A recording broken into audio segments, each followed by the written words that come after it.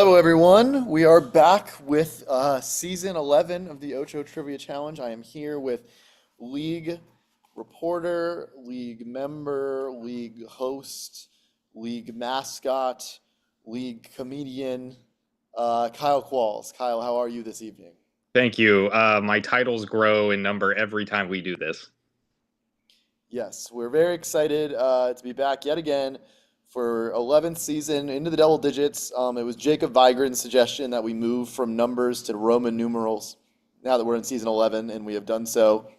So we're very excited to be back. And we're here tonight to talk about what's new and some predictions. We'll have some fun. We start off with the news and the notes. Um, Here they are. First up, the beloved Simple Jacks have retired from the league after a season in which they no-showed to not one but two different games.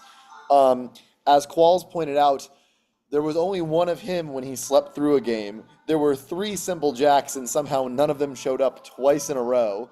Um, there is a new expansion team, which is led by Coop's friend Grant. So we are excited to get to know him. We know literally nothing about him or how good he will be at trivia.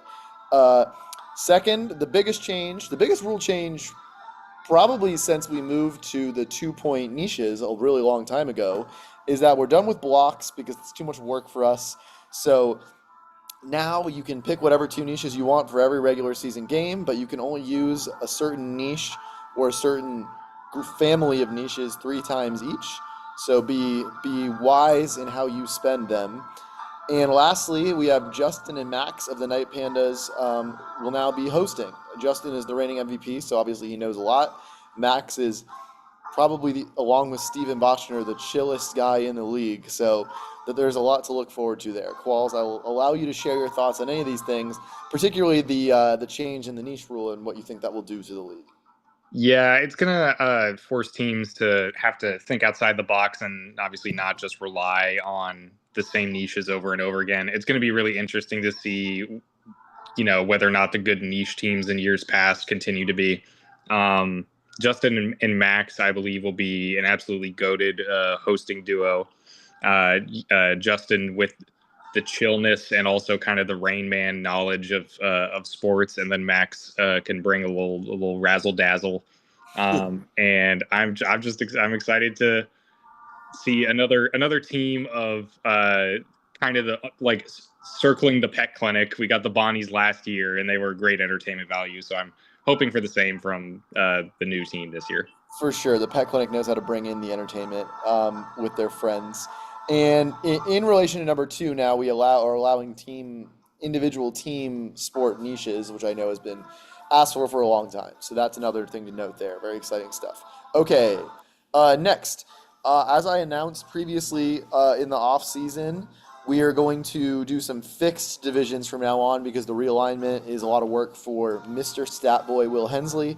Um, and I wanted to prioritize everyone getting to play the people they knew twice a year. So with that said, these are the new divisions. Um, Lick Mike Walls, Mentally Illest, Night Pandas, Chicken Hawks, Hive Mind, Pool Boy, Scarlet Knights, Frank Chester United, Hypnotoads, and then lastly we have the Pet Clinic, the Bonnies, and the new team. Qualls, what do you think of these? Is there a standout division on either end of the spectrum? I think Harvey's probably pretty easy for the moment. Herbstreit and Vic's Pet Clinic, kind of a fringe playoff team in recent years. Bonnie's, they're still new, and then obviously we have another new team. But who knows? Maybe they'll all be great, and maybe the new team will really be one of the best. You never know, but it's just hard to bet on them given that they're new. True. You never know about the new team, and now we will look at the new team's identity. For season 11, the new team is the Humongous Melonheads. Um, it was going to be Grant, as I mentioned, along with Devin and Brendan. I don't know any of these people or anything about them, but I am excited that they have a logo that is fun and a team name that is not based on the college that they went to. Qualls, you have any additional thoughts on this mystery team? Maybe they went to the University of Melonheads. You don't know. Carnegie Yeah, Mellon, yes. that would be great if it was. Yeah, I don't know. Grant. Grant seems like the name of a guy who has a lot of non-sports knowledge. Brendan, the name of a guy who seems like he's the life of the party. I'm reminded of Brendan Fraser, even though they are not spelled the same. So really excited for this new team. Yeah, well, Brendan with an I think either needs to be a big sports guy or else he might not be the strongest player on the team. So I think that's what you have to hope for there. So Mhm. anyway, we look forward to meeting them. We won't go into them too much because we really don't know what we're getting, but we do expect them to be a lot of fun. Okay, now for the stuff that everyone likes to make fun of us about. Uh, First of all, our season segment for this year is Now Here's a Guy, in which we compare some of the Ocho's most beloved trivia players to NFL quarterbacks. So we will alternate here. We've each picked three. Qualls, your first pick is. Calvin. All right. Now here's a guy who reminds me a lot of CJ Stroud. He came into the league really kind of set the league on fire. I had a lot of people asking, "Oh, is this a top 5 trivia player?" And then has kind of regressed season after season until he's throwing 4 picks in a playoff game. Yeah. Well said. Okay. For my first one, I went with Stephen R. as Philip Rivers. I mean, the parallels write themselves. Here's a guy who was out of the league, uh, very old, has children, significantly more children than most of the quarterbacks in the league. Uh, and he comes in late in the season to try to give his team an ultimately futile boost. So it really writes itself. Stephen R. as Philip Rivers. Next up, you went with. Yeah, I got Leaf as presumptive number 1 pick, Fernando Mendoza. Now here's a guy who will just give you the cringiest sound bites you've ever heard in your life, but will play well enough to kind of justify his cringiness. That's pretty complimentary to Leaf, honestly. Like it's an upper percentile outcome for him. Sure. With my next one, I went with Petey as Justin Herbert. Now, here's a guy who is definitely a good player, but also everyone definitely thinks of him as even better than he is. Undefeated in hypothetical scenarios, uh, but yet to actually win anything that matters. And then your last pick. Yeah, Nick Smith as Justin Fields. Now here's a guy who, and a lot of people don't know this about Justin Fields, but he never throws interception. He never beats himself, but he also never beats his opponent. And I think that's kind of the niche where Nick Smith fits into. Good, nice shout out for Nick Smith on the podcast. Okay, Indeed. last up, we have Justin is Drake May. Now, here's a guy who's looking like the next greatest of all time in his respective league. MVP candidate, if not winner, in season two, taking his team to unprecedented heights after a not so great record the year before. Justin is Drake May. I hope Justin's wife also has some sort of cooking Instagram that all the Night Pandas fans can comment on. Um, and if anyone asks who runs the Justin Lorber Lover Instagram account, like Drake May Lover, that account will remain anonymous. But it's also Kyle Qualls. They call him Justin Lorber. Yes, exactly. Okay, we move on to the most important thing, the projected standings. Qualls, I will allow you to run through yours first and give your reasoning, and then I will do the same, and then we will get into our awards slash playoff champion prediction. Yes. Okay. So I have the Night Pandas, kind of being the dominant team in the regular season. They were close to the dominant team in the regular season this past year, just their second season. And I think Justin and Max hosting is only going to make them even more trivia sickos. Scarlet Knights, defending champs, they're good every season. It's really hard to bet against them. Same for the Chicken Hawks. I feel like we're gonna take a step back. I feel like we stumbled a little bit this past season in the regular season, and that may continue. Though still, I think we'll finish strong in fourth. Pool Boy, I think is bound for a comeback just based on the regression to the mean. They lost a lot of games last season that they really shouldn't have. I think the same goes for Mentally Illest. We've seen them make a finals, but they missed the playoffs last season, so I think they're going to come back. The Pet Clinic, I think just a overall just pretty solid team. They're gonna be in it every game. If not one of the elite teams, they'll still hang around. I think they will make the playoffs. Hive Mind, I continue to believe that Spencer is the top three, top five player in the league, and he can carry if need be. Frank Chester, I just again I it's really hard when you have to rank all these teams when you think most of them are good. It's just unfortunate that some of them are going to be on the outside. Frank Chester, I think they're kind of due for a bad season. They've outperformed expectations year after year, I would say. And then Hypnotoads, I kind of have as my shock bad team. I'll get into it a little bit later why I think they're going to be bad. It's mostly just because someone has to be. And then Bonnie's NIL Collective, still in their, still relatively new to the league. A really good entertainment value team. Not sure if they're the best trivia team. And then the Humongous Melonheads, really a wild card, but I have them in 12 just because I really don't know much about them. Well said. For mine, I went with the Hypnotoads in first. I feel like they lost a lot of heartbreaker close games last season, kind of like what you said about Pool Boy, and I think they're going to turn that around, have a strong season. I think the Chicken Hawks will bounce back in a big way and finish second. I have the Scarlet Knights in third. I feel like that's almost their floor at this point, really. I also have the Lick My Qualls in fourth, just, a lot of strong competition, hard to consistently be in the top three. I had Mentally Illest with a big bounce back in fifth, and we'll get into the awards part. I have them doing even better than that later on.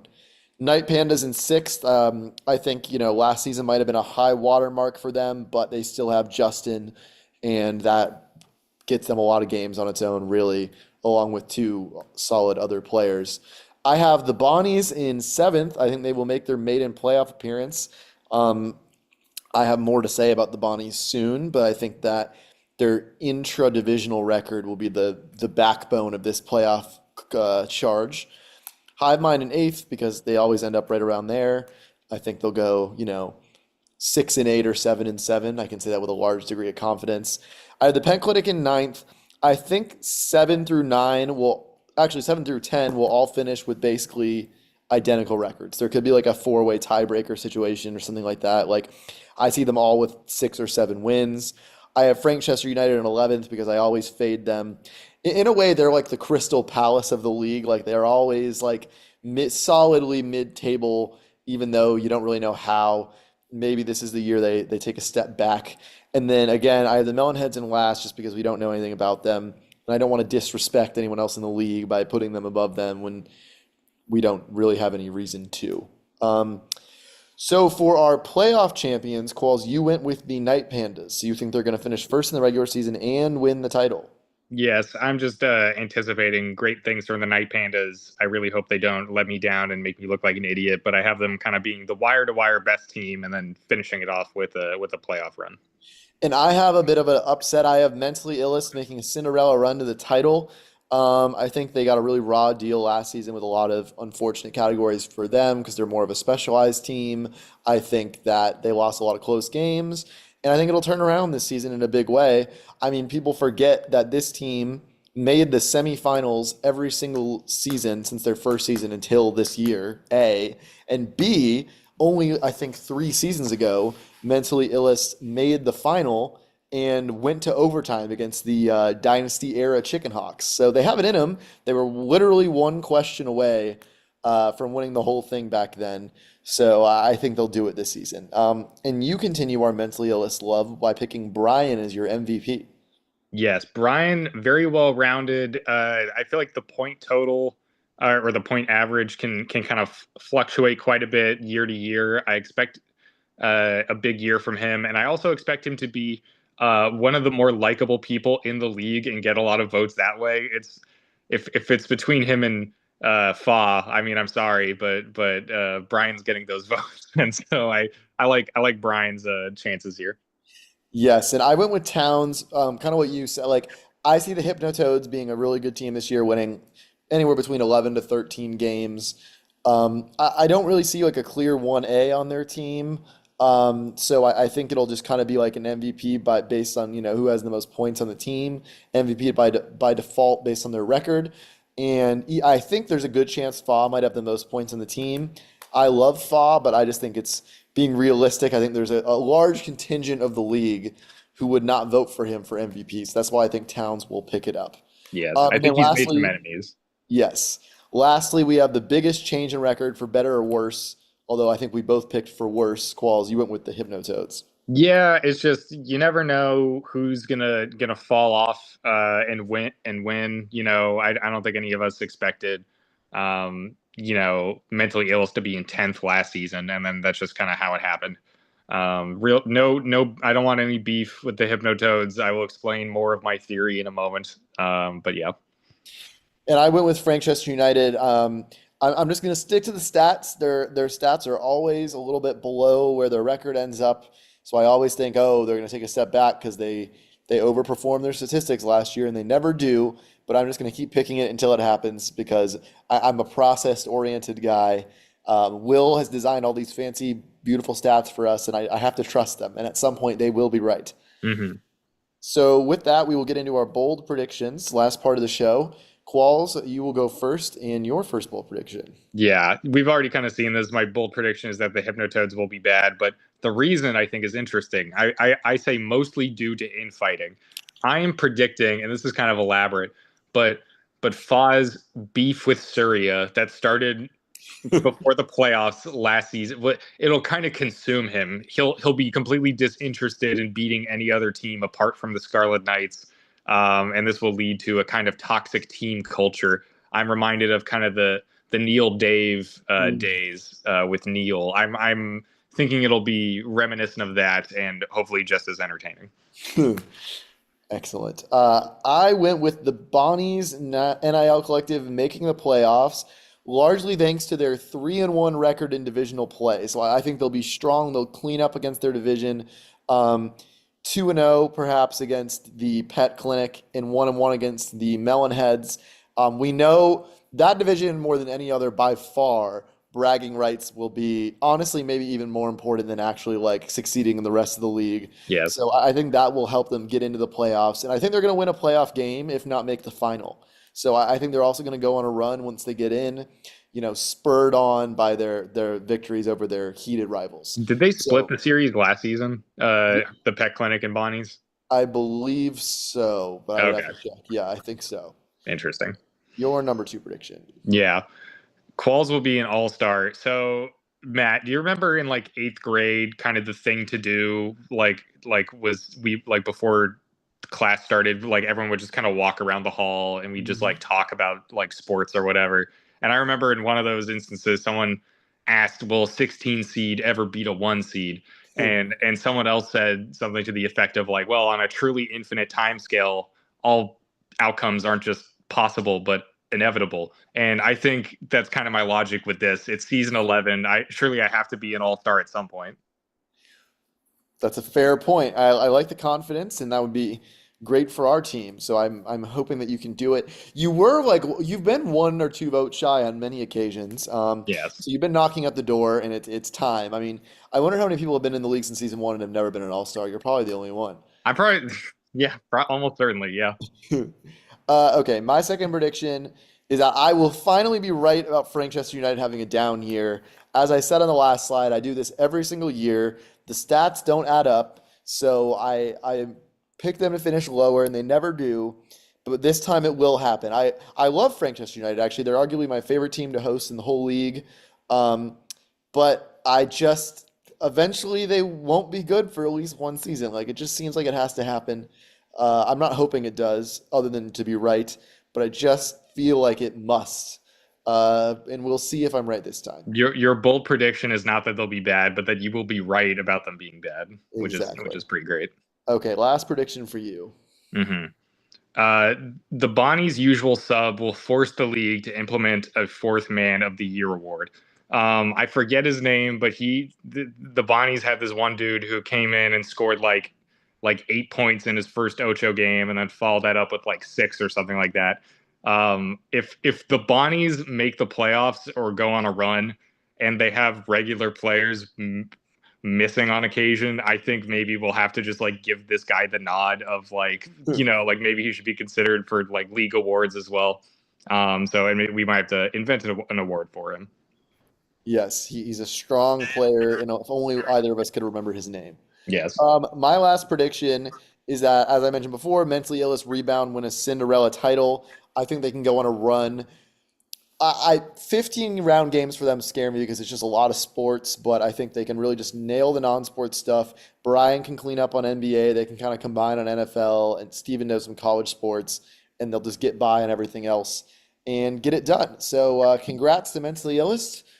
You have already won the championship, at least in my mind, and that is more meaningful than winning it for real. So, with that, we will conclude our preview show. We are very excited to see you all soon and get this season underway. Thank you for watching, and we will be hosting or playing against you